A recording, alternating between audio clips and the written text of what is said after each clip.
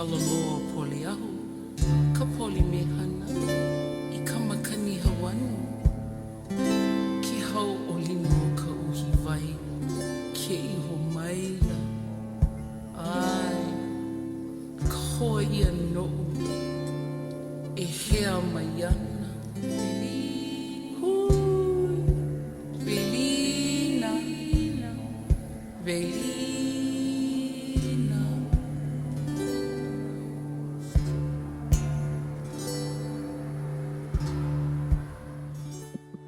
Well, the bull in the garden is a fascinating thing because the missionaries, when they came from, the United States and Britain, primarily from Britain, when they made it to Hawaii, they were telling the Hawaiians about the Bible and how they're born in sin and how they need to be saved, the concept of original sin. Are you aware of Genesis in the Old Testament? Yes. Okay. So the Hawaiians, when they read the story, they said, well, we've already heard that story. Our people have had that story as a teaching metaphor. It was very, very ancient, and it was ancient before your Moses ever heard it and wrote it down in the Bible, and what became the Bible. And they had a hard time believing that, so they were able to have the Kahuna share the story. Back in those days, of course, there was no written language in Hawaii, so everything was kept orally as a chant. And so what I've done is I was given permission by the Mo'o, my family, to translate that story or to copy it down from the chant. And that's it. And if you read the story, you realize it's the same story as in Genesis, but it's far more enlightened. And the Hawaiians found themselves on the wrong end of the wrath of the missionaries for providing that. The missionaries got so upset that they made Huna illegal in Hawaii until it became a state. And 1950 something, I don't remember now, but back when Hawaii and Alaska were admitted to the Union. But prior to that time, Huna was illegal. It was illegal to call yourself a kahuna. And they outlawed it because it was so terrifying to them to know that their Bible story was perhaps a plagiarism of a more ancient story that the Hawaiians called a teaching metaphor. And the Hawaiians never looked at any of this stuff as needing to be looked at as history. No history associated with it. They're teaching metaphors to teach wisdom. And so, anyway, the bottom line is that if you read that story, it is powerful. It is really powerful. It really helps us to understand what consciousness is all about. It helps us to understand what unconsciousness is, what the purpose of life is, what the relationship is between us and our heavenly parents. And I think it's life-changing. I think it's utterly beautiful. So when you get a chance to read it, let me know. So you're interested in a little bit of my background, or? Yes, please. Okay. Well, I'm the son of two Irish immigrants. So I'm first generation American, and both of my parents came from the very northwest and southwest parts of the country. There's County Mayo and County Kerry, and they were two of the few places that actually still spoke and taught Gaelic when the Irish Republic was formed, like back in 1921. Both of them grew up on farms, and both of them never went past eighth grade because there was no need to, right? They were supposed to help out on the farm. They knew how to read, write, and do arithmetic, and that was sufficient. But of course, they both came from very large families. My mom had 12 kids in her family, Wow. and my dad had 11 in his. Wow. And so there's only one farm, and it usually goes to the oldest son. So they both had to leave, the country, and came to the United States, where, after World War II, they met, got married, had three sons. But I actually, being, in an Irish family, I grew up as a Roman Catholic for many years. Went to Catholic grammar school, Catholic high school, and a Catholic college. So I actually have 14 years of theology. I'm fairly well versed in Judeo-Christian heritage and teachings. Married a Catholic girl from high school. We went to prom together, and Oh, we've been married, 52 years now. that's So, wonderful. yeah, and but we both kind of gave up on the church as opposed to the teachings of Christ because of the whole pedophile scandal. I mean, it was absolutely abhorrent to us, and we just couldn't we couldn't you know be associated with an organization like that. And of course, if you look, as I'm sure you're aware, you go back in history with the Catholic Church. That's just one in a series of abhorrent things that the church is associated with. At any rate, um, we were always spiritual, but in sort of a, say, Unitarian sort of way. Didn't care much for the last several popes and their teachings, and so kind of went in our own direction. And met up with John, and he introduced me to you, and we have some pretty interesting discussions going on about the whole nature of reality and the future of humanity. And I could spend hours talking about that, but I what I find extremely interesting and actually encouraging is that most of the religious beliefs that I've looked into, like Buddhism, now Huna, um, there is a group that is based upon not so much the teachings, but the experiences of an individual. He was a great healer in Germany after World War II. His name was Bruno Gruning, and he healed literally thousands of people. And of course, the doctors and the pharmaceutical companies had him on trial almost endlessly until he finally passed. But I and my wife and lots of people in what we call our circle here in Albuquerque, New Mexico, we host meetings every 3 weeks.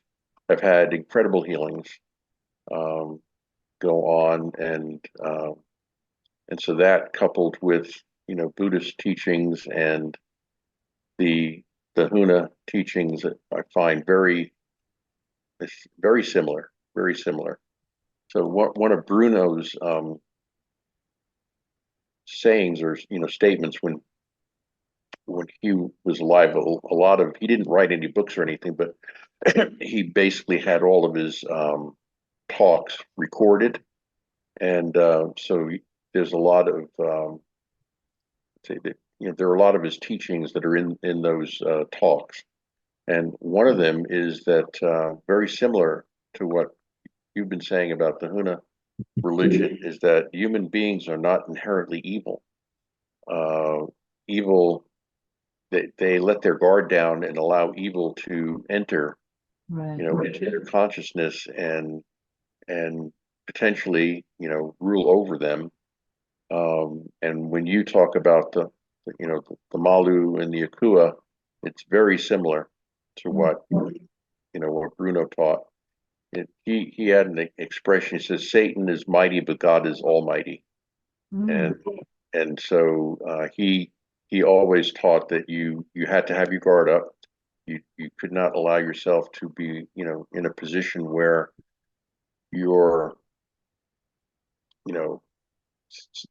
let's say human frailties, if you will. I mean, whether it's addiction to drugs or alcohol, or basically addiction to fame or money, etc., ruled you, because if you did, then you're opening up your consciousness to being controlled by an evil entity, which he usually associated with Satan.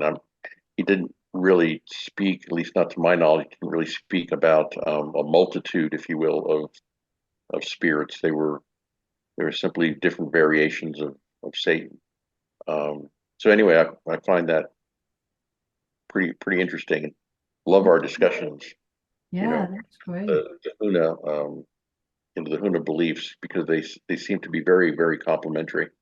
And Mhm. also with Buddhist teachings, right? Yeah, I'm sure you're aware of that as well. Mhm. Yeah, I think that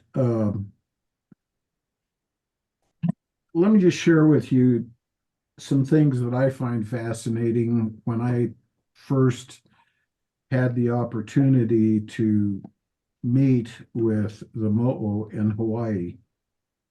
They said that Huna is at least 40,000 years old, and it predates most every other religion in the world.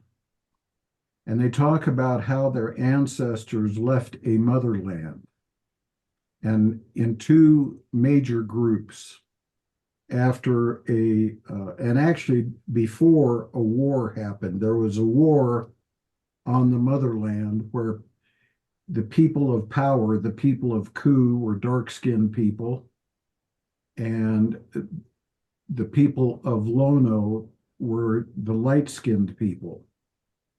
And the people of Lono were the engineers and the professionals, and the people of Ku were the people of power. And as an example, in Hawaii today, that's memorialized in the idea of the various priesthood groups. Kahuna of the Order of Ku are who you'll go to if you want to learn hula, or if you want to learn chanting, or if you want to learn breathing techniques. Those things unlock power. And Kahuna of the Order of Ku are who teach that. And they can be very, very powerful. The Kahuna of the Order of Lono are the people who are the doctors, the canoe builders, the people who have the ability to sail. There's actually a group called the Wayfinders. And on my website, there's a picture of me talking to Uncle Leslie. I don't know if you've been on the website and were able to see that, or on Facebook, but there's this Hawaiian couple that are in the water next to a rock wall. It's at a celebration in Hawaii called uh, the Gathering of the Masters. And Uncle Leslie is the fellow who's in the water there. He's a very, very famous Hawaiian kahuna. And he is a kahuna of the Mo'o clan. He is the one who is responsible for having the island of Kaualalai, the one that the Navy used as a bombing range. For a long time, it was an ancient burial ground for the Hawaiians. And he got that repatriated, or uh, given back to the Hawaiian people so that they could take care of their dead. But he took me over to a fellow that was building the Hokulea, which is the sailing boat that was the Hawaiians kept saying they were seagoing people and that they would travel back and forth to Tahiti. And they were told that they're by the white people, oh, you're crazy. That's bullshit. You could have never done that. It's too far. You have to go through the doldrums. You didn't have a sextant, so there's no way that you could have done that. And they said, well, we did all the time. And there's a category of Hawaiians called the wayfinders. And wayfinders are people who have the ability to sense aka chords. And aka chords are spiritual connections between ourselves and everything else. It's the connection between us and the land. It's the connection between each other. It's part of what makes death so painful. When somebody dies, those aka chords get detached, and we have to reattach them to the people as they are in the spirit world. So again, to the people from the United States, and National Geographic magazine was involved. They said, oh, that's crazy. That's not possible. Well, they built the Hokulea, and they found a person who still had the old wayfinder skills. His name was Mua Pualug, and Mua captained the boat, and National Geographic had an engine-powered ship that they kept out of visual sight of the Hokulea, but they wanted to be present in case the Hokulea, which they were sure was going to be a disaster, that the people would wind up dying if they didn't have somebody to rescue them. Well, it turns out that Mao beat the National Geographic boat back to Tahiti, and then when they turned around and came back, he beat them back to the Big Island of Hawaii. Actually, they went to Oahu first and then down to the Big Island. So this wayfinding is what I'm wanting to talk about, is the ability to tune in to spiritual things and know where something is. He now has taught that skill to a bunch of people. It's called the Hawaiian Voyaging Society, and they are restoring these Hawaiian spiritual talents, if you will, that are really powerful. And it's important, I think, that we make room as people in the West for experiences that don't make sense to our rationality. We have to expand our mind and accept that these people are in tune with something that most of us miss. So when these people left the motherland, there was a group that went up the eastern coast of Africa and up into India, and finally migrated over to Hawaii because it was the furthest removed landmass of any landmass in the world. And they wanted to set up a civilization there that could persist until a time that would come, and I think that it's now, and I think that's where we're at, when there would be a tremendous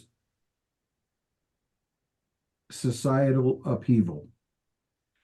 And they wanted to keep the knowledge or the wisdom of Huna wisdom intact so that the world would have the ability to rebuild after this major catastrophe that was going to be happening. And we're here now. We've got the kind of weaponry that humanity now has available to it is capable of destroying all life on Earth. And we're not talking about just nuclear weapons, but also biological weapons. And The amount of hate and rancor that is out there is beyond comprehension. I know certainly in my lifetime, being 75 years old, I've never seen it like it is now. The amount of hatred for one another is beyond comprehension. And it's not going to take much to spark a war that could basically destroy our world. And the prophecy is that the big issue is how human beings see God. And those people from traditional religions have a tendency to see God in anthropomorphic terms. God is a man, a male. God has a son, a male. There's no mention of a female any place in any of that. God is a jealous God. God gets pissed. God condemns people who don't obey him to hell for time and all eternity. And being an ex-Catholic, you probably understand that very, very clearly. Yeah, certainly. So the hatred is based on that concept of God. The idea that we can be born in evil, that we are born in original sin, that as a result of that original sin, if we're not saved by the light of Christ, we're going to go to hell for time and all eternity. And that sets up the conditions for all of the polarity that we see going on right now in the world. If I want to, I can look at you and I can say that you're one of the most evil people I've ever met because you left the Catholic Church and you're no longer faithful to your God and all that kind of stuff. There are a lot of Catholics out there. I know a lot of my relatives still feel that way toward me for leaving the abbey and leaving the priesthood. And they're hateful, and they can be very, very nasty to you if they don't agree with where you're coming from spiritually. It sets up this need to be right and this need to make other people wrong. And that's why, if you remember, I showed you the picture. Were you there when I showed the picture of the four-headed dragon and Yes. explained the meaning of those four heads? Mhm. By the way, that's very another thing that cements the idea. I don't want to get too far afield here, but that dragon story, if you understand anything about the Jews and the ancient Israelites and the design of the temple and what that really represented, I can see where that came from earlier Huna ideas about how we enter the Holy of Holies or the place of enlightenment. That we've got to pass by the guardian of the threshold.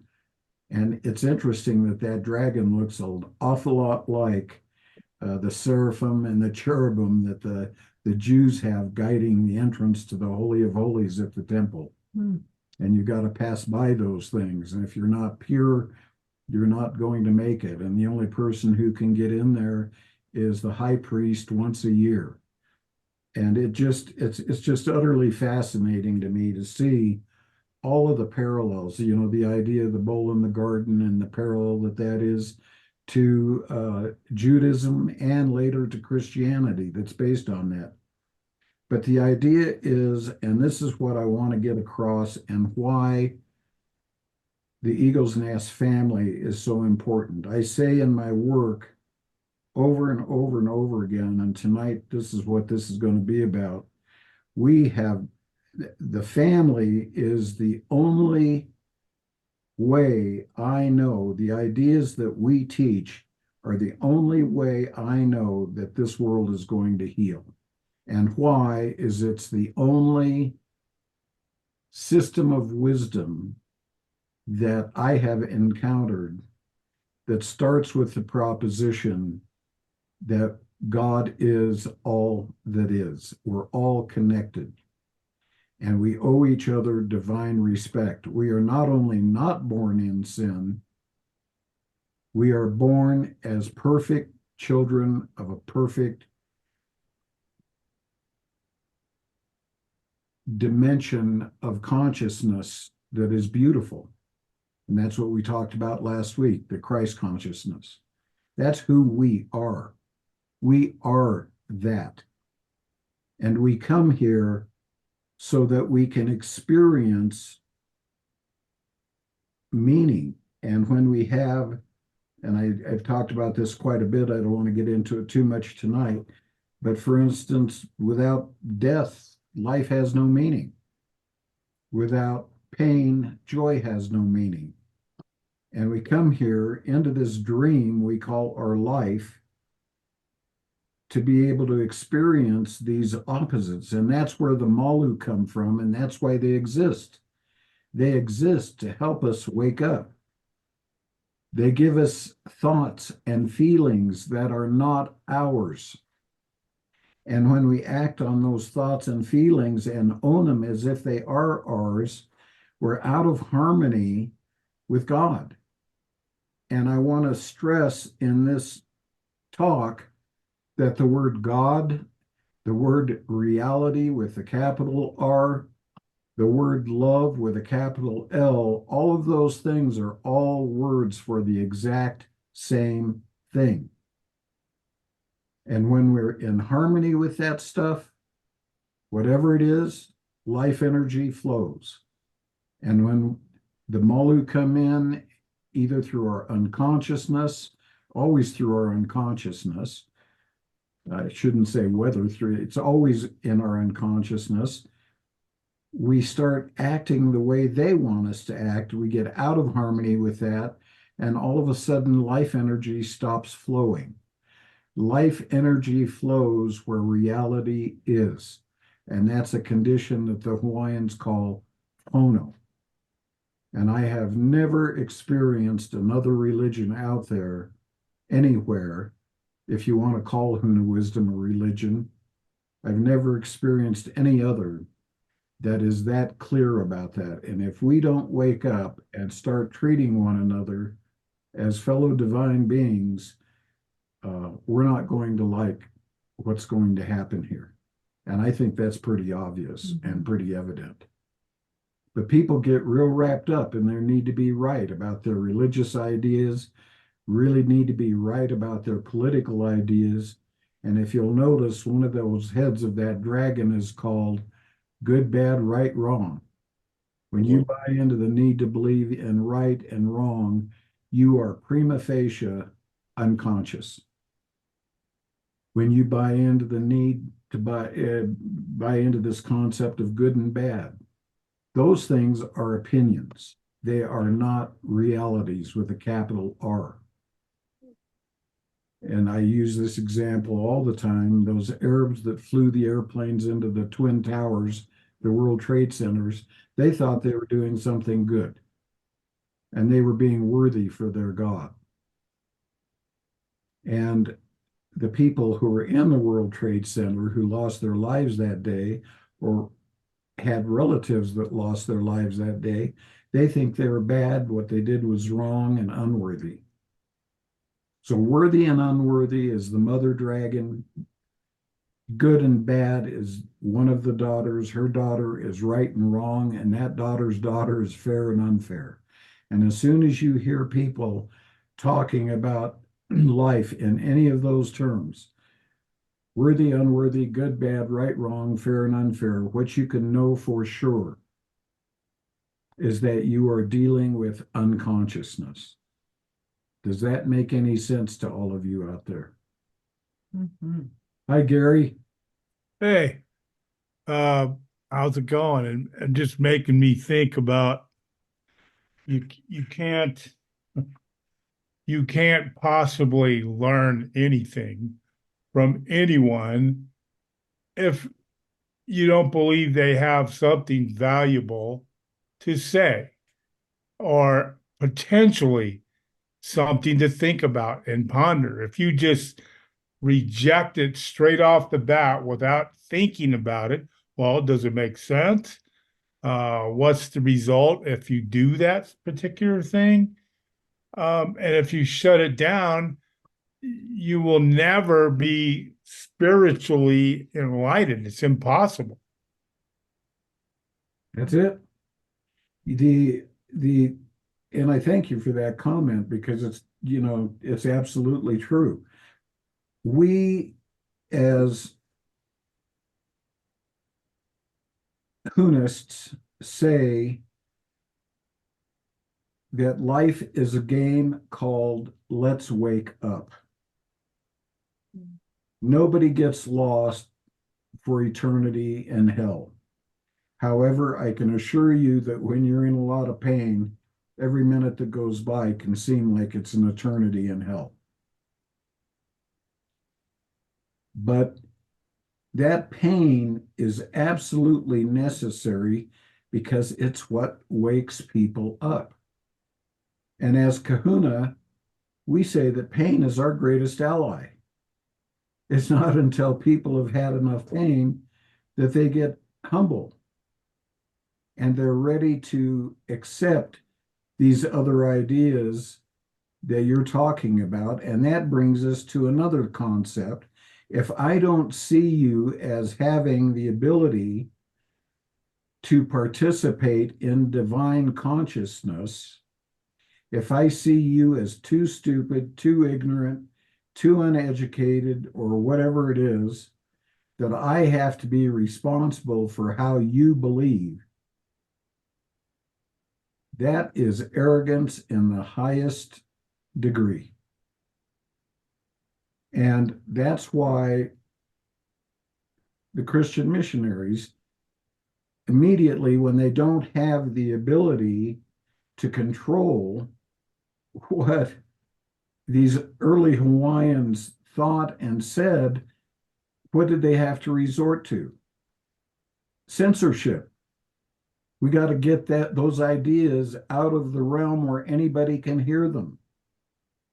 And as soon as that goes on, politically, what's going on right now in our country politically? Censorship. And what's censorship based on? Arrogance. I know better for you than what you know for you. There was some woman recently, gosh, I'm trying to remember and I can't, but it was just this week, and she made some comment on CNN, I believe, where she basically said, well, now that the Supreme Court has made this ruling, we're just going to have to somehow do what we can to get people to not vote for Donald Trump because people aren't smart enough not to avoid voting for this guy. In other words, we're so smart, we know better. So censorship is what we need. And if he's not going to be censored, if he's not going to be able to be put away, then this country's in a lot of trouble. And she's justifying a complete disregard of democratic principles, which are basically rooted in the idea that people need to have the right to determine for themselves what's in their highest and best interest. As soon as I start as a priest trying to tell you're a Mormon, Gary, other people out there are Christians, other people out there are nothing. And as soon as I start thinking that I know better for you than what you know for yourself, I lose my ability to have any kind of constructive dialogue with you. And we lose the ability to have any kind of communication that can kind of help anything get along. Can I make a comment?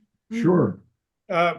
It's really interesting because I was thinking about, when we hold on to a belief so strong that it even destroys us and others, I mean, that's pretty much to me a description of insanity. Mhm. It's like, um, especially if it's not true. So, in other words, let's just say, example, I'm a Muslim. I have a right to take my wife's life or whatever for a reason where she's out by herself and there's these rules and laws, and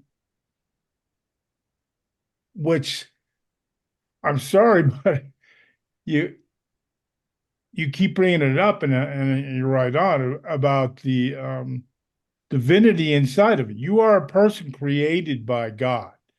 Okay, He's the guy that created you.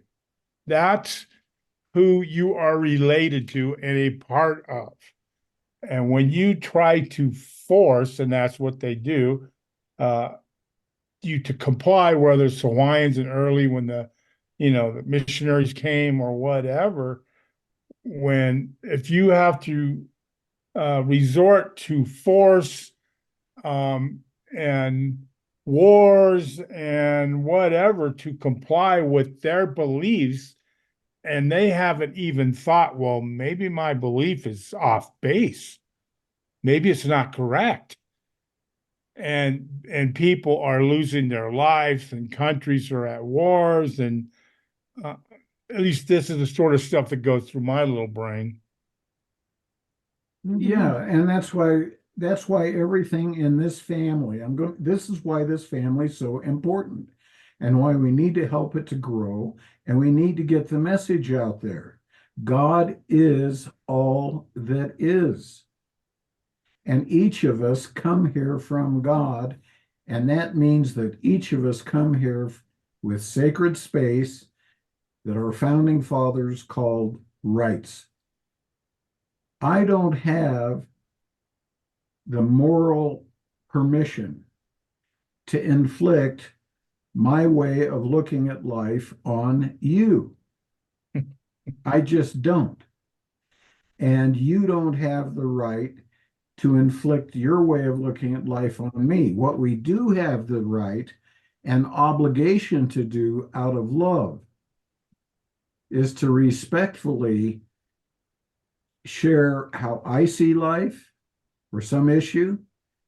You have the ability to respectfully share that you don't maybe look at it that way, but here's what you do see. And the two of us, if we have that kind of a rational dialogue, can wind up in a higher place than either one of us was before. I saw something very fascinating on YouTube today, and it was Chris Cuomo getting together with Tucker Carlson. And that was fascinating to watch. And Talk about opposing forces. Yeah, really. yeah, but I can tell you that I was deeply impressed with both of them. Chris Cuomo basically said when Tucker Carlson got fired at Fox, he was one of the first phone calls that Tucker Carlson received, wanting to know how he's doing, how's he taking it, and Wow. because it had been very painful when the same thing had happened to him. He was shocked to find out that Tucker Carlson was not upset. He didn't feel ungrounded. What he felt like was that he was liberated because he could finally really speak without having to worry about what his boss might have to say. Mhm. And the whole substance started out with the idea, and Chris Cuomo was the one who was most impressive about this. Why can't we just talk? Why can't we just have a dialogue? Why do we have to make each other bad and wrong? Why do we have to call each other names? And That's not going to get anybody anywhere. that is so interesting, Lola, because what they did is like, let's cut through the bullshit, okay? Yeah. Let's look at the not our differences, but what we both know and believe in, and let's start from there. And I do that all the time when I have discussions with other faiths. It's like, I'm not here to, convert you. I'm just going to have a discussion. And a lot of times, believe it or not, I have become friends with those people. Sure. Mhm. Like, you have Well, somebody, oh, That's you better pretty watch amazing. out. You actually become friends with people? Yeah. So, no, it's just fascinating that once you bypass the contention and look at what is similar in beliefs and when you believe in, for example, the experience of Cuomo and the other guy, that Carlson. they were looking at. They're like, hey, we can relate to each other at least on this, Mhm. And they were and that's where you kind of need to hang out there. Right. very respectful of one another. Uh, they had their differences of opinion, but they discussed them in a way that was respectful, and the whole thing turned out to be absolutely wonderful and a refreshing thing. Which brings us to what I want to get to right now tonight, because it's so important. As a Hunist, and I hope you guys will see this family as your church, at least, and as an addition to your spiritual life. Let me tell you what we don't do as Hunists. First of all, you can refer to yourself as a Hunist. And what you can start doing is you can start bringing rationality into debates. When people start hurling labels out there, what that is just an invitation to stop dialogue. If I call you a racist, that just shuts everything down. Or a misogynist, or an anti-trans person, or any of that.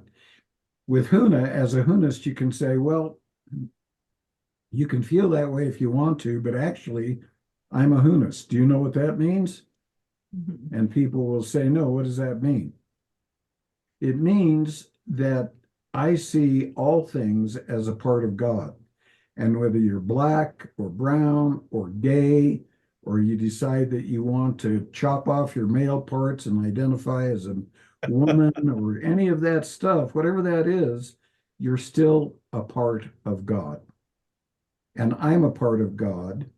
And I live by the Aloha Spirit. Do you know what the Aloha Spirit is? And they'll say, no, what's that? And I'll say, it's those who share the one divine breath, Aloha, the marriage of light and life. That's what that word actually means. So that's where I come from. Apparently, you don't have never encountered anything like that, but I can tell you that we are the least racist people that is in the world. We see everybody as divine. That shuts down a lot of that crap right away. We don't identify with Republicans or Democrats. That's a trap.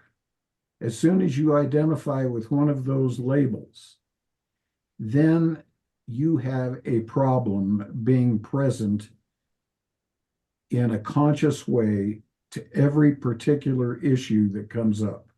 We don't talk about political positions needing to be right or wrong or good or bad. It's a trap. What we do is we deal with principles. And sometimes if you are espousing a certain principle, people think that you're a Republican. If you're espousing a different principle, people think that you're a Democrat. And you have to say, I'm neither. I'm a principalist. I deal with principles. And principles are something that common sense can inform us about.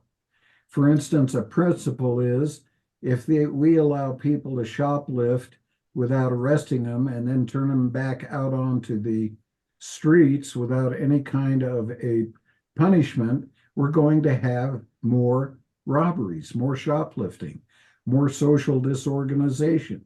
That's common sense. And so when we're talking about principles, we can bypass all of this need for people to put us in a box that they label conservative or Republican or something else, and then decide all of a sudden that we're not worth listening to because they very quickly put us in that box. When you're a Hoonist, you can't be put into a box like that. And then you can confine the discussion to the principle, not to the politics behind the principle. Does that make any sense? Yeah, I just kind of interested because what I call it, and maybe I should start it, but I'm a member of the reality party. Mm-hmm. Okay. That's the only thing I care about. Yeah. You can have all the opinions you want. It may be something that I totally disagree with or might even think is disgusting, but I'm not going to pursue you or anyone else to create conflict on what you believe. You have the right to believe that, and you believe what you believe as much as I do. And so, who am I to say, no, my truth is better than yours?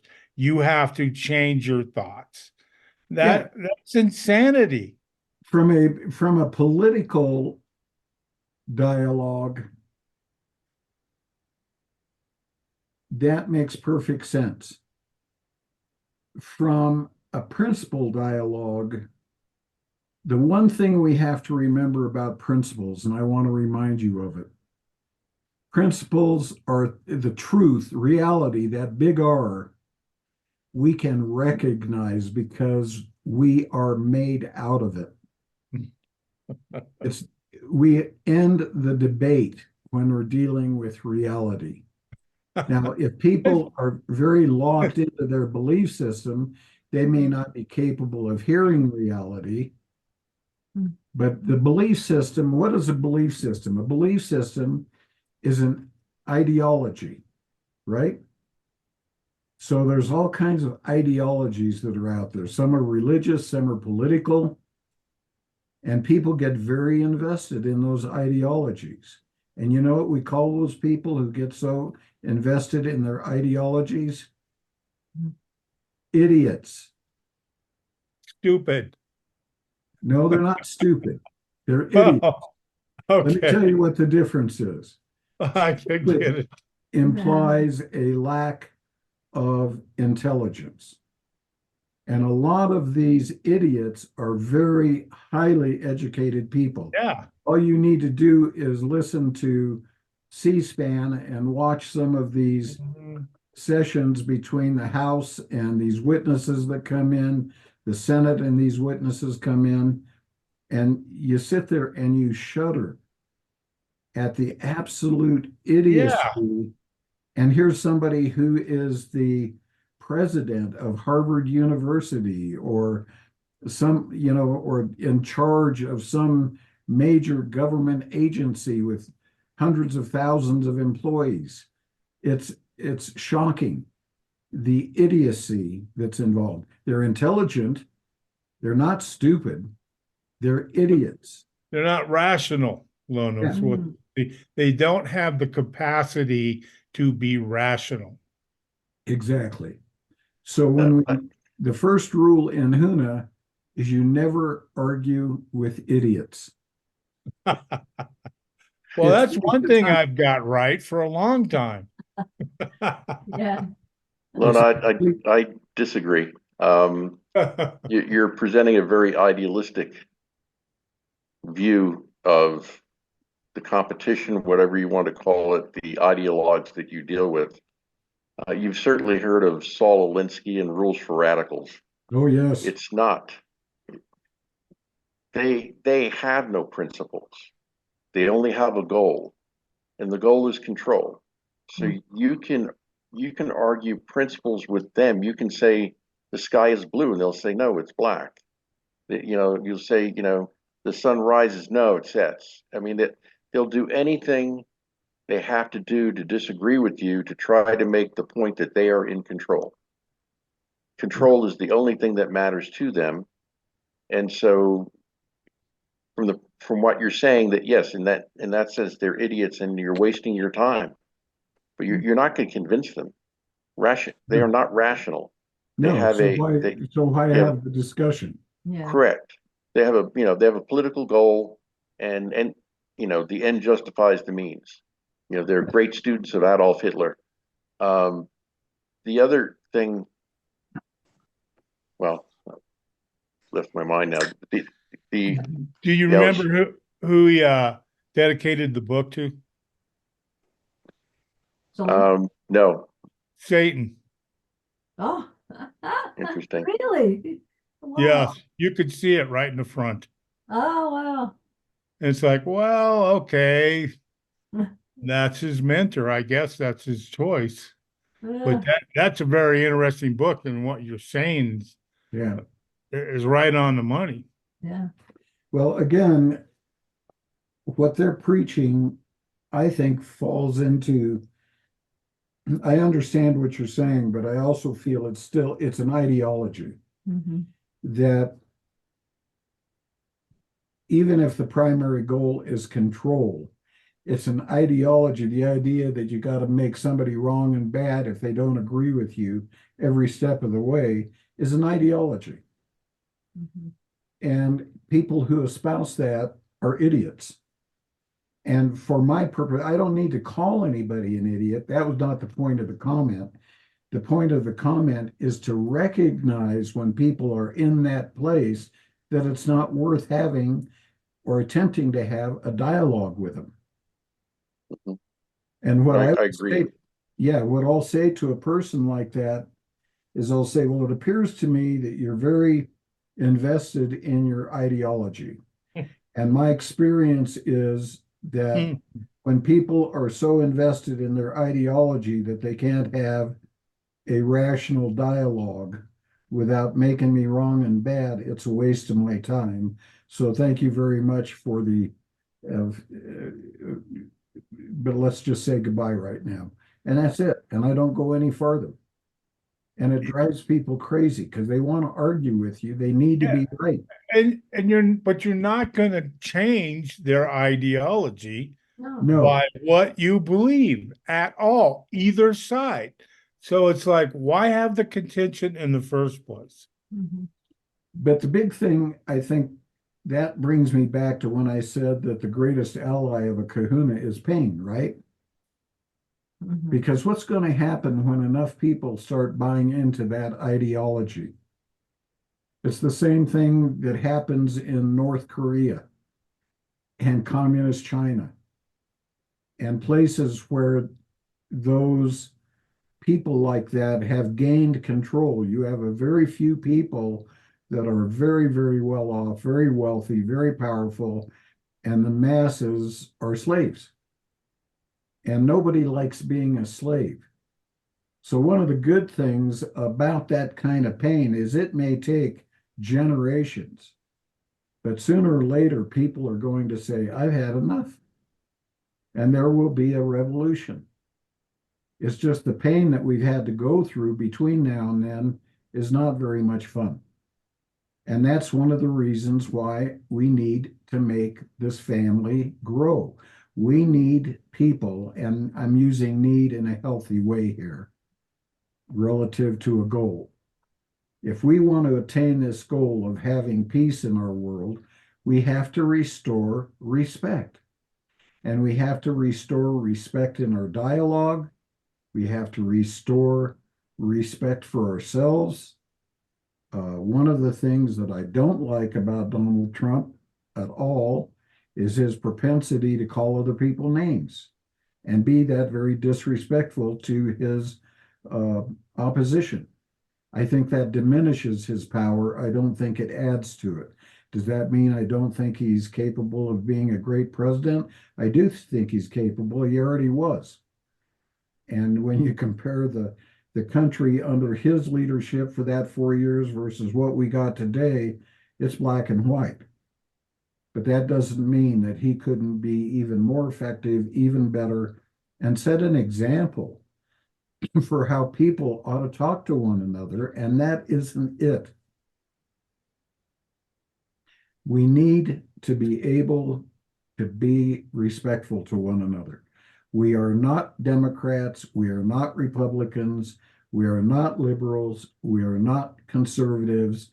What we are is realists, to use your term, Gary, and what we are people who are interested in principles.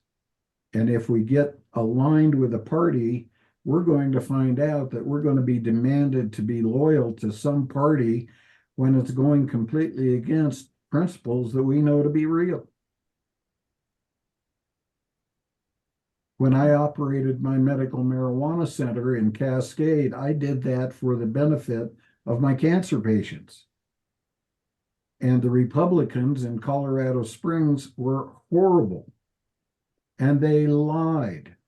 Anything that you think that Democrats do that is dysfunctional, I was on the receiving end of that by Republicans in those days. And I debated some of our wonderful Republican representatives in front of the Chamber of Commerce and in public on TV. And frankly, I destroyed them. And that's how marijuana got to be legal in El Paso County, is partly because of me, another guy named Bill Schroeder, who was a doctor in town, who also felt that it was absolutely inappropriate for politicians to set themselves up as arbiters of medicine. And you ought to see the liberals that came out to support me. You'd think that I was one of the best Democrats in the world, right up until they found out what else I taught.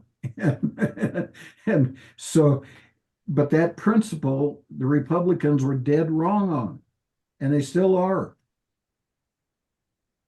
And when it comes to, no, you're saying there's problems with politicians? yeah, I'm saying that there's problems with people who identify with political parties as opposed to focusing on common sense principles. It's no different than dealing with a corrupt religion. It's the same thing. It's still a party.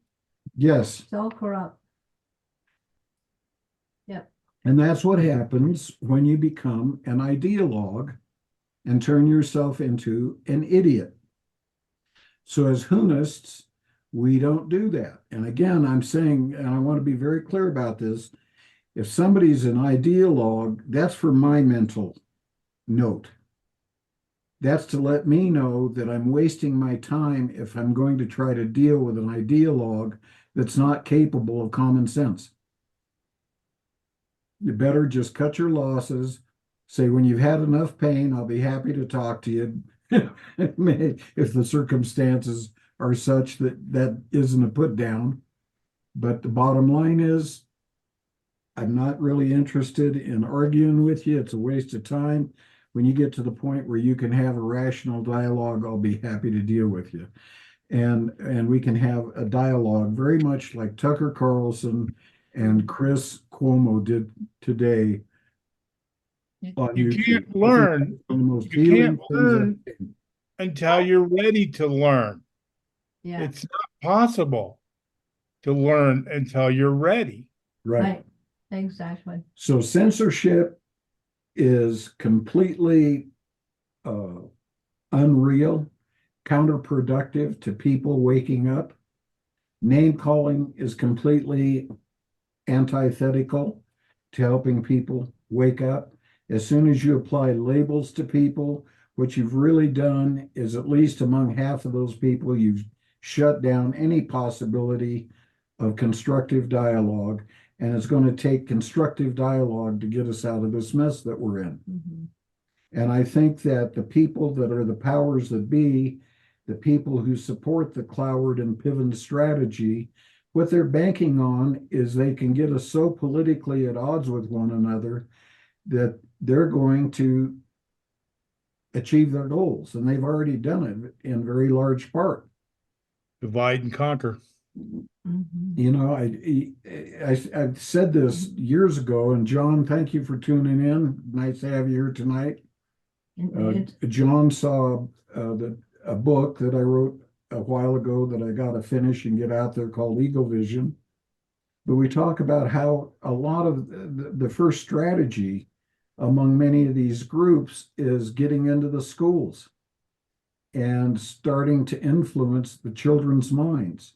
And that's another reason why this family has tools. It's the only family out there that you're going to find that has the ability to do this. And we can take these classes that I teach, and we can take these Ohana meetings. You can take them into your home. You can play them in front of your kids, and you can start discussing this stuff with your kids because they are being programmed at school in a way that's very evil. My daughter teaches school, and I wish she were tuned in here. She's not a big supporter of Huna. She doesn't know enough about it yet, as near as I understand it, but she's a pretty smart girl, and she gets so frustrated with the school administration, what she's forced to do. These kids are not getting an education. And it was horrible when I was hiring people for E.F. Hutton. I had to give a math exam to people who were college graduates because so many of them could not do third grade math. You ask them to multiply 150 shares times 3.3 1/8. They didn't know how to do it. And these are college graduates. And that was 30 years ago. What's it going to be like today? So education is important. Talking about these ideas with your kids is important. Last week, we had my grandsons up here, Aiden and Ethan. And I just sit down at the dinner table with them and I said, well, what do you think about this? And they'll say something and I'll say, well, but what about that? And what about that? Do you know what this means? What do you think about that? They're incredibly in tune. They're smart. They're not dumb kids. One's 16, 17, and the other one is 15. 15 and 17 now. Excuse me, Jason. But No, you're right. 17 and almost 15. And I apologize, but I do have to go now to get to work. Love you, honey. Be safe. Take care, all. Love you all. so they get done with supper and they say, Dad, Grandpa, I can't tell you how much we appreciate you because you'll sit down, you'll talk to us about this stuff. I learn more in a dinner, having dinner with you, than I learn in a month in my all year in my classes. They want it. They need to know it. And you know what is great about kids, even kids that are 6 and 7, they're a lot smarter than you think they are. And for many of those kids, it's a hell of a lot easier to put these ideas in their heads than when they get to be 17 or 18 or 20. God is all that is. Does that make sense to you? And the kids will say, yeah, it makes sense. You're made out of God. Wow, yeah, I can see if God is all that is, I'd be made out of God. Do you see your sister that you keep poking and irritating all the time? Well, she's made out of God too. Do you think that's an appropriate behavior? She's not the devil. Yeah. Exactly. And these kids eat it up. They eat it up. As a Mormon, you know about family home evening, and you know how great family home evening is for families and making them stronger and teaching some of these principles, probably 80% of which would be in harmony with what we would teach, if not more.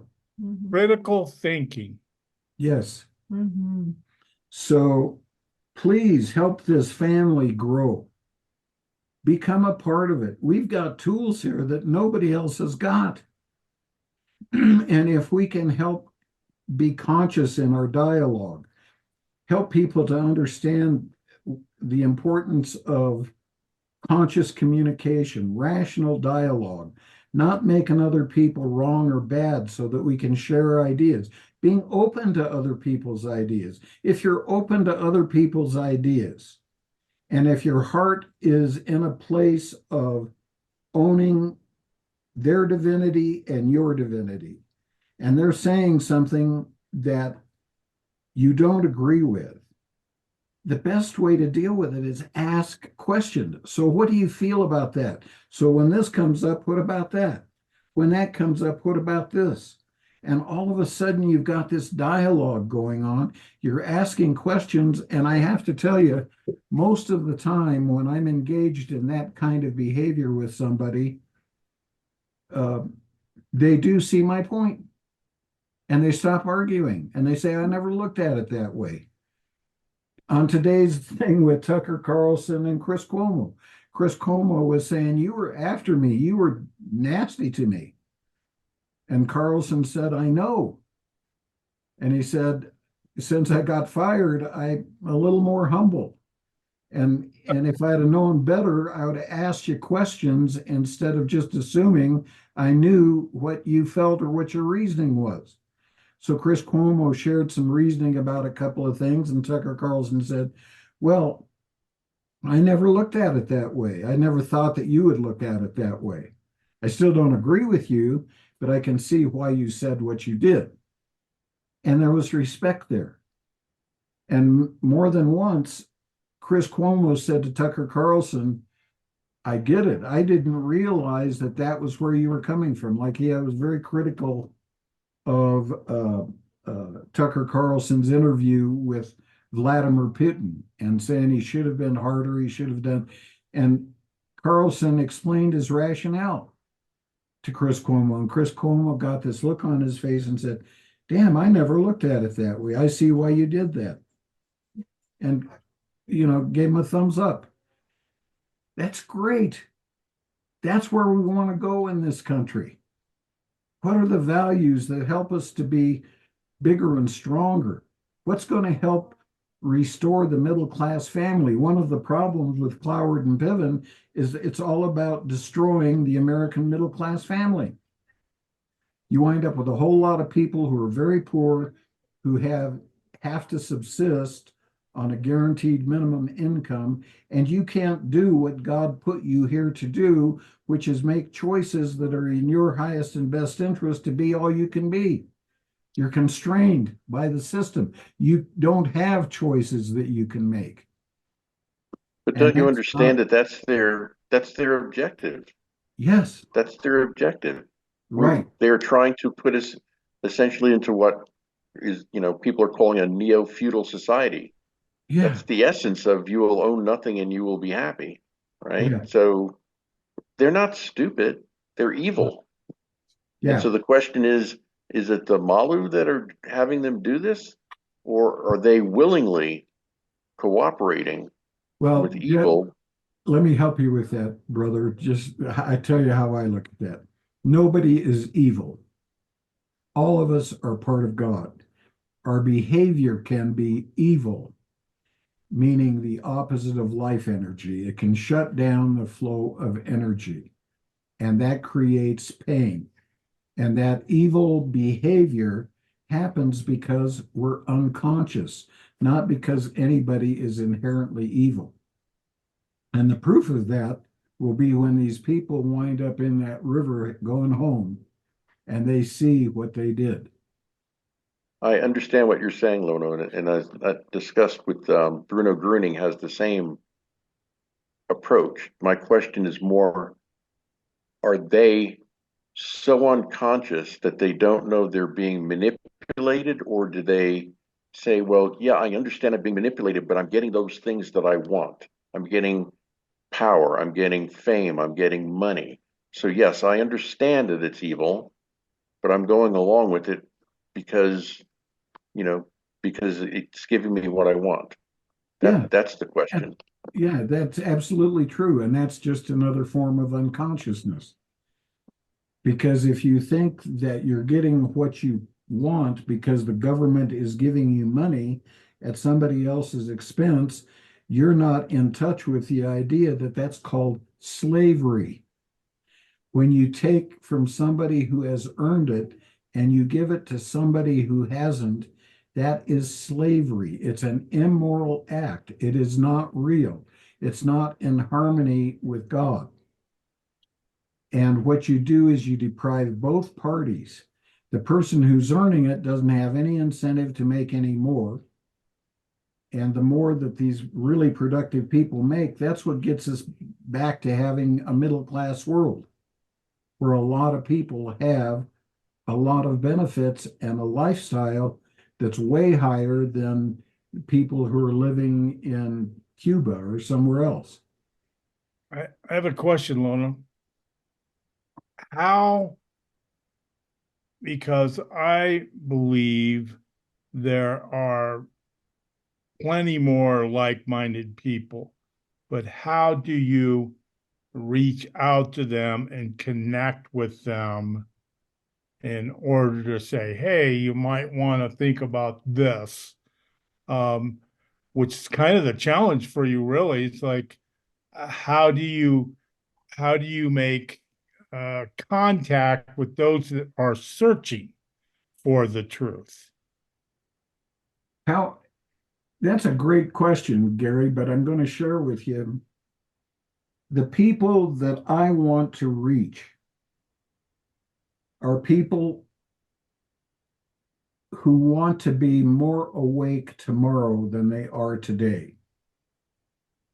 And not everybody's like that. Sure. Tucker Carlson is a guy that if you listen to him very much, and I like to use him as an example because he's out there for everybody to look at.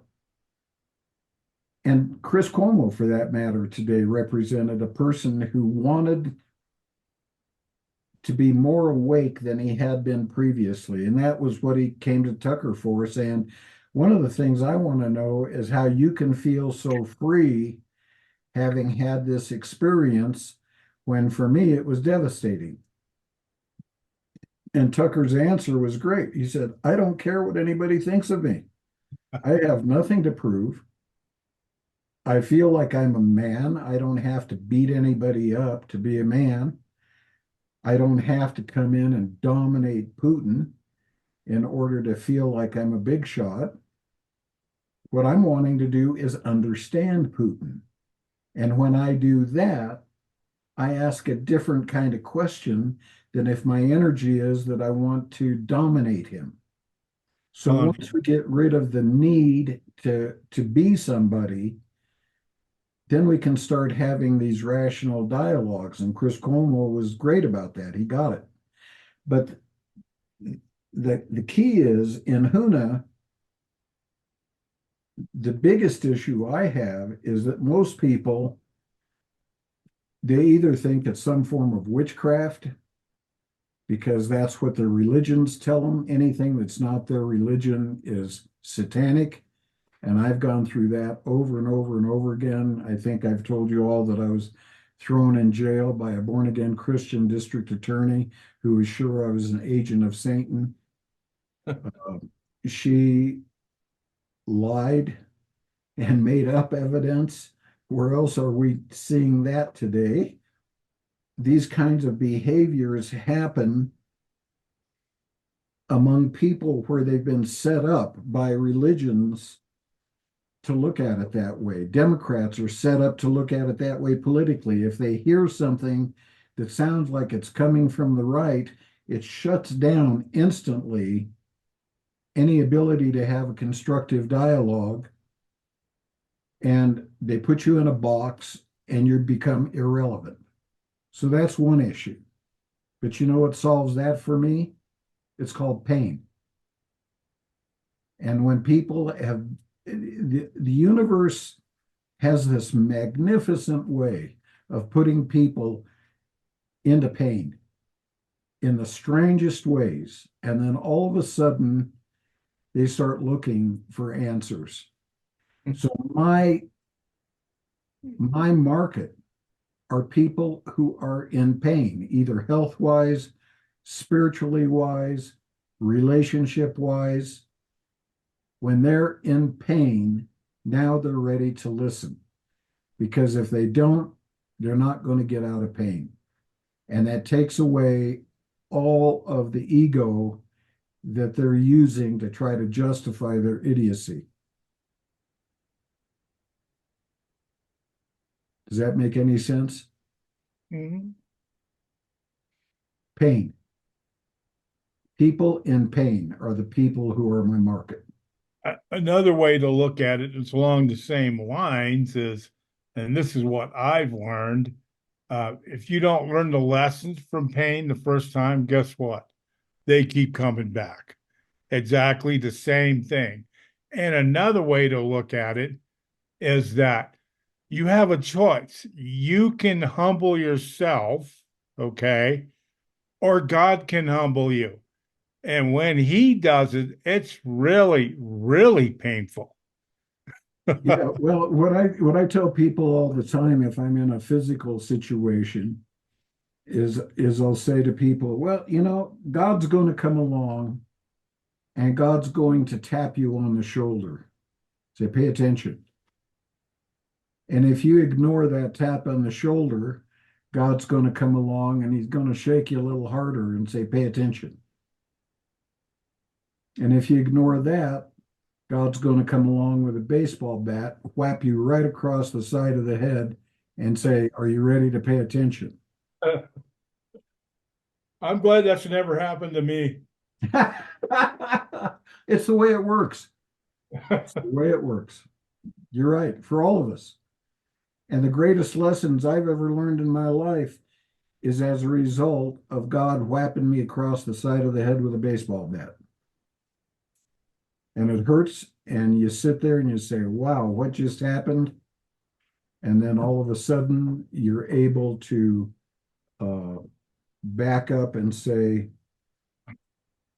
you go into the pondering mode. That's what I call it. and you're much more sensitive when God touches you on the shoulder the next time. Mm-hmm. They're like, please, you don't have to knock me out with the next one. All right. Yeah. And interesting. So this family is now. Let me share something with you. I have witnessed miracles beyond comprehension in this life. The idea that some of the things I've witnessed could have happened is completely shocking how it came about. And just because we're small right now, you can say, well, Lono's got a lot of hubris trying to put this family out there that is going to change the world. But all I got to keep doing is be of service. I'll attract other people who understand how important this is. They're going to want to be of service.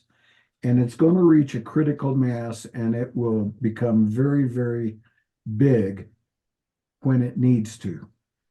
And when people are ready and have had enough pain. And I keep doing this. We wind up with just a few people every night, but it's not going to be that way for forever. I just look at it as my opportunity to share light with people who may wind up becoming some of the most important people the world has ever known because they got this message, they understood it, they took it to heart, and they brought healing to a world that's desperately in need. And by the way, Gary, you may be one of those people. I have so impressed with you every time we talk. Mhm. Well, thanks. And I'm sending the check. No, thanks. And it's kind of interesting that sometimes people see things you don't see in yourself. And you wonder, it's like, well, I'm trying and I've made some progress. We're tough on ourselves, you Yeah. know? We are. And that's why the family is important, because you need people outside of you who can give you reinforcement when you're on a track that's working for everybody. It's the same way with all of us.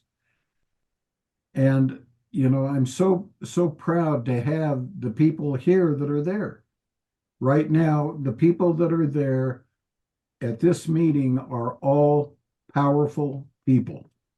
Mhm. And I look at you and I say, I guess I must be doing a pretty good job, or I would not attract people like these people are. Mhm. And it's just a matter of time.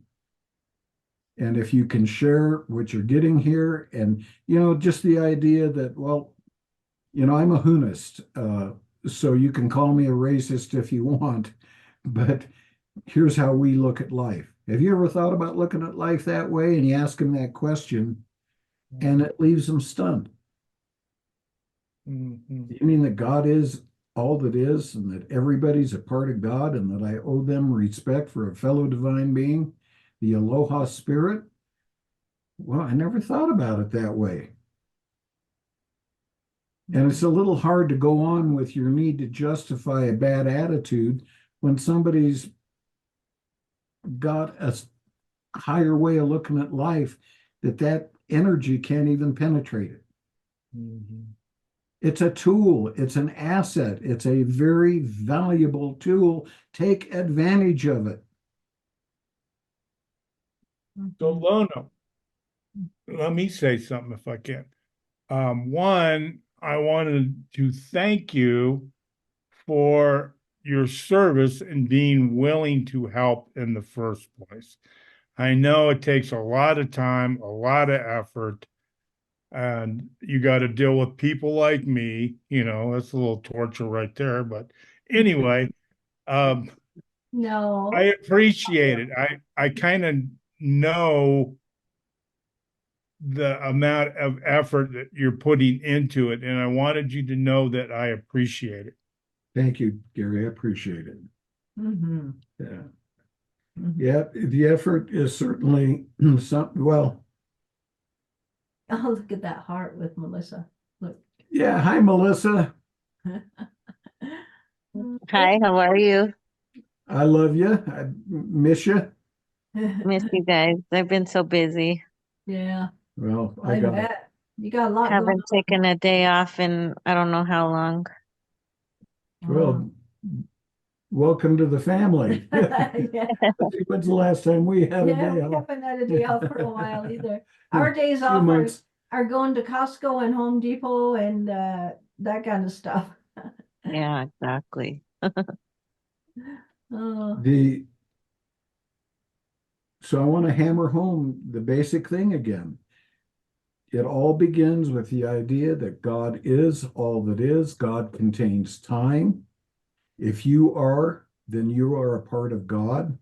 If you are doing evil and if you're buying into evil ideas, is because you don't know who you are. And you've identified with a Malu. And once a Malu opens that door, they invite in all their relatives. And then you got a job kicking them all out of your living room. We had a guy who's a part of the family. I haven't talked to him for a long time. His name is Dan. He was formerly a Jesuit priest, and he got married to a nun, and both of them left the church when they, got together with one another. But when Dan got this idea, it changed his life, and he said, it was kind of amazing. I realized that here's this guy sitting in my home, sitting in my chair, smoking my favorite cigar, watching my favorite TV program, treating my wife like crap, and he looked just like me. Remember that? Yeah, And he's talking about the Malu. and he said it wasn't me. And until I realized that guy wasn't me, I didn't change how I behaved. And he said he's a lousy lover. And he was a lousy lover, yeah. So now he knows why he's divorced from the ex-nun. So it was a hoot. And that's the way it is for all of us. We buy into this idea, I'm a Republican, I'm a Democrat, whatever. And these are just labels. For instance, we live here on this ranch. Pete and Barbara Wass are the owners of the ranch, and she's a former school teacher, and I think they're about as democratic as you could possibly get. If you asked our landlord what they thought about Donald Trump, they'd screw up their face. They hate him. They hate him. But I can tell you that they are good people. Yeah, good people. And they are people that you would love to know. They're some of the most generous people I've ever known. Mm-hmm. And they are so good to us and so supportive of us and what we're doing here. But we don't talk politics. Yeah, we don't talk politics. Or religion. Yeah. That's okay. Yeah, it's okay. We just talk about other stuff, animals and weather and What you family. have in common, that's the truth. That's Not it. the differences, but what you believe and can discuss in common. Right, Sure. exactly. Mhm. So Also, no hunting on the property unless what hits the fan. yeah. Then she might change her mind. Yeah. It's Well, funny. one The Yeah. other day, my dad and Pierre were having a conversation about politics, and my dad was saying this and that about Trump. And then Pierre would come back with, that's what they say about, you should see what Biden did. And then my dad was freaking out because everything that people were saying about Trump, it was what Biden did. And my dad was so confused. And I said to him, that's why you don't need to put your nose in it, because it's none of your damn business what the hell these men have done. I tell You know you, what else makes a big difference is when you're having these discussions, is start asking questions, Yeah, not Mhm. telling them what you believe exactly. or what they believe, but say, well, that's interesting. Tell me why you think that. Right. And that just diffuses it right off the bat. And you're genuinely interested in their opinion. You don't have to agree with it, Right. but you actually care enough about them to say, hey, what do you really believe? It was extremely interesting to see them both have their sides Mhm. and how like convoluted it is, and they want this division. And just to watch my dad's expressions was classic to me, because I was like, he was just like, he just kept getting like shocked by what Pierre was saying. It was so funny. Unless someone actually goes down the rabbit hole themselves, they're going to have a hard time being convinced by somebody else. It's like you said earlier, they're ideologues, Yeah. and they're kind of stuck in their way, and they just they don't do the research Mhm. that would when you hear something that is against or is antithetical to what you believe, most people avoid it. They don't even want to go down that rabbit hole because they're afraid that they'll be proven that they might have to change. Yeah. exactly. And I pain learned caused them I to learned change. this thing in the corporate world. It was actually pretty valuable, which is hard to believe, but constructive contention is okay. Mhm. Okay. It's okay to have a difference and not agree without taking it personal or judging them, Mhm. somebody else on their opinion. So contention's not bad if it's productive. Which I would say that describe our the process. Go ahead. you our Saturday meetings that Don and I and some other folks are in it. We have a lot of different opinions, but I don't see that we ever have any contention. We just listen and accept each other for it's the point where they are. It's like we say, or like what you say, if someone's really a Baptist and they're just stuck in it, that's okay. That's the path that they're on, and that's fine. We're not here to change people's minds, just to let the opinions be known and accept them and try to understand their opinions as well. What you're describing is the first stages of creating a marriage. Mhm. Because you and your spouse, or perhaps spouse to be, having lived different lives, coming from different places, most normally you're different genders, you all have various differences in how you see the world. Now, we're going to talk in the future. We talk about principles, and that's what I wanted to say tonight. We don't argue politics. We talk principles, and we ask questions about constructive dialogue. We start to understand the principle of projection. What is projection? When I'm counseling couples and I encounter a man who is accusing his wife of cheating, guess who the person is that's normally doing the cheating? The one making the accusation. Yeah, exactly. That's called projection. Mhm. And in a need to be right, you're going to project your stuff on the other person. So we are very careful to pay attention to projection. And if somebody needs to project their accusations on us, you're a racist, as an example, then my thing is going to be able, as I've talked about already, well, why do you think that? What do I do that's racist? Are you aware of what a hunist is? A hunist is how I live my life. No, I don't know what a hunist is. What the hell's a hunist? Mhm. Well, a hunist is a person who sees God as the all that is. So if a person is black, white, woman, man, has rainbow colored hair and wears pants that look like Ronald McDonald, I don't care. They're part of God and they're going through their journey for the way that they want to go through it. I'm not going to wear my hair like Ronald McDonald. That Yeah, doesn't but work you for would me. look good if you had those shoes. Yeah. If I had any hair. So we don't go there. We don't engage in name calling as hunists.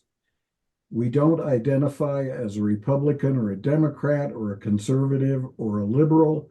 We identify as a person who's interested in principle. And then when you engage a conversation with something, you're able to ask questions. How do you see that principle? And generally speaking, if the person has a good heart at all, they'll answer their own question. I don't have to convince them of anything. It They'll breaks down start the trying to answer barriers. the question, and all of a sudden they'll say, well, I see what you mean now. Mhm. And if it's power that they want, that's great. Why do you need that kind of power? Why do you feel it's so important for you to have that kind of power? I think when they get worried, Lono, is when they can't answer that because they don't know. And That's they're it. just following a script that they believe in. And it's really not their value. It might not even be their real value. That's it. And so what happens is it makes it easy to walk away from them, and they are left with what I call the kahuna delivers a hot potato. They have to hold on to the potato. They can't put it down, but it's so hot, they have to keep throwing it up in the air, moving it from hand to hand, because they can't figure out what the hell to do with it. They want to throw it back, but you're like, no, I'm not taking it. Yeah. So you give people the hot potato in the form of questions that they can't answer without reverting to their ideology, which doesn't have the answer. They think it has, right up until the time they get asked a question they can't answer. Then what they've got to do is they've got to change the facts. They confuse facts with opinions. And what's the old saying? Facts are stubborn things. Mhm. So Or you change the focus on the definition. fact. The definition of a word, maybe too. Yeah. That's interesting. Okay, well, I think we're getting ready to run out of time here, but I really appreciate all of you. I'm happy to stay and answer questions for anybody who has any more. Next time, have your clock set ahead so you're not here an hour late. No, I was walking my 3 mile walk. Ah, I was out there getting my exercise, and that was very important to me. So very good. And I'm glad. Hey, Lanny, I just want to also tell you I'm thankful for you for everything you've done to support that guy with the bald head. Thank Who, you, me? Terry. Lanny, you have two husbands? The bald-headed one. So All God right. is all it is. All of us are a part of God. As Hunists, we don't look at life in terms of liberal or conservative, Republican or Democrat. Those are just labels that get us trapped. We are principalists. The only thing we're interested in is principles. And now we're going to start looking at some of those principles. Mhm. Not to confuse, maybe one of them would be good to talk about is how to avoid confusing truth and facts with ideas that basically represent gaslighting. And the other thing I want to let you know, by the way, maybe it's where I'm coming from because of being a kahuna and the prophecy about what's getting ready to happen. But do whatever you can to start taking care of yourself. Get in some food. Make sure you have access to water. I want to talk about water filters at some point. You're going to need to have a supply of water. And things can get pretty tough out there in the very near future. We've got a 30-some trillion dollar national debt hanging over our head. That's the cause of inflation. When a government tells you and we're going to talk about this maybe next week because Yeah. inflation is a big deal. Mhm. And Can I ask a question about that? yeah, go right ahead. What do you think about I know, and you know, all of you know, as history repeats itself, it's election year. I Mhm. think we're about on the edge of whatever's going to be the national crisis is coming any day now. So my personal view on is I think it's going to be internet shut down and everybody's going to panic because they can't communicate with each other, and we're going to lose our. Yeah, well, I think that that's true. I think another thing that's going to precipitate a lot of violence, which is exactly what the plan is bringing on all of these illegals into the country, giving So them they can. credit cards and free rent when there's so many of our own citizens having to Homeless. sleep on the streets. I feel like they brought them to utilize against us because Mhm. they're all of fighting age. Yeah. I am very out of the loop. You know me, I don't care about TV news, none of it. But being an intuitional woman, that's what I feel. And I feel like it's really, really close. Mhm. And You are then right. again, I want to get back to my point that I was making. And I can do this very clearly. Anybody who tells you that inflation is happening because of greedy business people, what you immediately want to do is put them in the category of idiots because it has nothing to do with that. When you have those kinds of deficits, that to finance those deficits is called inflation. We have to print money out of thin air to pay for those deficits. That's Mhm. right. Yeah. And that's it. And that's all there is to it. And in the United States' case, we were able to get away with a lot more of it because the dollar, the petrodollar, has been the reserve currency of the world. Mhm. So we were able to export our inflation. But that's ending.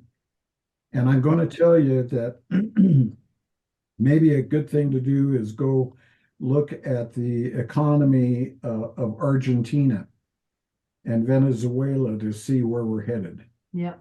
It's not very pretty. You cannot continue to spend more money than you can possibly take in and not have it show up as inflation, and blaming other people for it is absolutely disingenuous. And oh, by the way, both parties do it. The Republicans did it under Bush and the other Bush, and the Democrats do it under Clinton and Obama and now Biden. And it's all It's all the same. baloney. Mhm. I saw a really great episode with Friedman. I can't remember his first name. Anyway, he goes to a printing press for money, and he goes, "You want to know why there's inflation? See this thing right here? See these dollar bills that are pumping out?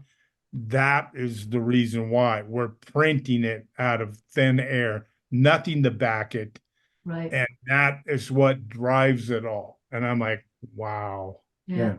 He's right. Well, when I was the chief economist and due diligence officer many years ago for Ameritrust Financial Services, and before that for E.F. Hutton Financial Services, I worked for George Ball. When I did that, I had these classes on economics and financial planning. And I helped people to understand these ideas very clearly. And what was amazing to me when I would teach, typically I'd have new classes starting every month with 40 or 50 people in them. Mhm. And out of the 50 people that came to one of these classes, we're talking about people who are engineers for IBM, that sort of thing. They didn't understand what caused inflation. Mhm. They thought that it was as a result of greedy businesses raising prices. Oh, wow. And they didn't understand how the banking system works. And I do understand, and I can see what's coming, and it isn't Not pretty. good. Not It good. isn't pretty. We're going to have some very, very, very tough times. And if you're involved in a business that is, if you cater to really, really wealthy people, you may actually be okay. Mhm. Because what's going to happen is the affluent are going to become even more affluent, but the middle class is going to disappear, and everybody at the bottom end of the scale is going to be very poor. Mhm. And That's all by plan. This isn't an accident. You know that. yep, Absolutely. Totally That's fine. This has been planned for 50 to 100 years. Yeah. so I don't want to see that happen.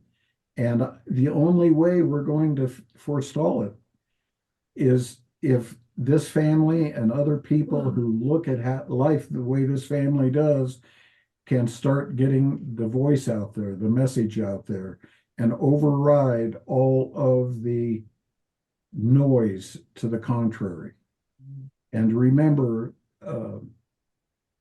it was interesting in my death experience when I was in the embrace of this living light. And in the Bible, it talks about God having a still small voice. And I can remember in that embrace and saying to the light, "Who are you?" And in a very still, small voice, it came back clearly, "I am you. I am you." That's how God talks to us. And we have to clean out all the noise on the channel to hear that voice. Mhm. And that noise on the channel is due to beliefs that are not real. that we keep trying to make real. We want, there was another person last week. I've got to start taking clips of this stuff off of the internet. She's somebody who works for the federal government in a very high assistant secretary of state or something like that. And she basically talked about how we got to give up a belief in God. That's all bullshit. And, you know, the problem with conservatives and Christians is that they're dangerous because they believe in God and they don't give any weight to the idea that government has the right to tell them what to do. She actually said that. And I'd like to Well, have that recording of that. explains the entire mindset. Yeah. That's what you're dealing with. Yep. She's not alone. No, If you've ever she's not talked to alone any at of all. the Mhm. senior executive service people, I've dealt with many of them in my career. They all have that mindset. Yeah. They know better than you. Yep. So if that were true, what would happen is that the only arbiter of morality would be another human being who's bigger, faster, smarter, richer than Richer. you are. Yeah. Orwin. You think that's the kind of world you want, Yeah. going down that path. Mhm. Mhm. But Wow. you know, it's also nothing new, you guys. No. It's been going on since the beginning of history, although we're hitting a cycle now where it's going down and the dip is going, the trend is down, it's not up. Yeah. Well, I talk about that in my whole thing. I've got to get you guys the links to my YouTube channel where I talk about some of this stuff Mhm. on You're YouTube. And we talk about the pyramid. And for thousands of years, the king at the top told everybody at the bottom of that pyramid what their rights were going to be. The king was the arbiter of the rights. And what changed that big time, it wasn't true about Huna, but most other most other political systems throughout all history, the king has the rights and the king will tell you what your rights are. The founding fathers come along, and this is what's so beautiful about the United States of America, the Declaration of Independence. We get our rights from God, and we delegate whatever rights the government has to the government. They're not the government's rights. And to the extent we forget that, slavery is at the other end of that Totally. path. Yep. Reagan's talked about it many times in some of his talks, which are absolutely amazing. Yeah, he's I good. mean, he basically says we're never more than a generation away from things Yeah. going down. Well, we're getting late and we got to go. Next week, we'll talk about inflation and some of these principles so that you can be clear. And remember, everything we're going to talk about in here, because it's Huna, there's no belief that's required. In Huna, this is one of the most important statements that I have ever heard in my life. Belief is necessary only for that which is not real. That which is real is available at the level of recognizing it, and it works reliably and flawlessly. So we're going to discuss how to identify reality. No belief is required, and because you are made out of God, you are capable of recognizing that big R. It's built in. It's who you are, as long as you will allow yourself to hear it.